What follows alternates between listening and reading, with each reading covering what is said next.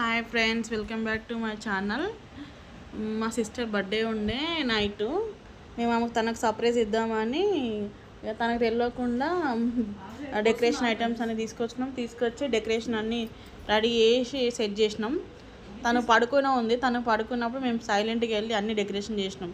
Cake తెచ్చి అన్నీ రెడీగా పెట్టి పోయి మా చెల్లెని లేపి నైట్ ఏదో మా రమ్మంటారు ఎవరో నిన్ను పిలుస్తురు అని చెప్పి తనని లేపినాము.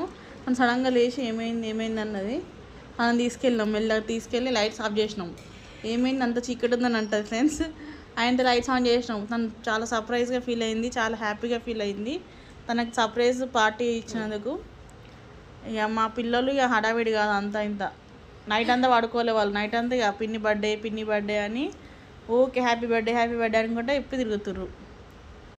మేము మా అత్తమ్మ వాళ్ళు, మా అమ్మ, మా పిల్లలు అందరం కలిసి మా చెల్లకు సర్ప్రైజ్ ఇచ్చినాం. బర్త్డే సెలబ్రేషన్స్ ఎలా జరిగాయో మీరు కామెంట్ చేసి చెప్పండి. లైక్ చేయండి, షేర్ చేయండి, సపోర్ట్ చేయండి ఫ్రెండ్స్. తను ఇలాగే 100 పుట్టినరోజులు జరుపుకోవాలని నేను కోరుకుంటాను. ఎప్పుడు హ్యాపీగా ఉండాలి, అందరూ హ్యాపీగా ఉండాలి, అందులో మేము హ్యాపీగా ఉండాలి. Thanks friends.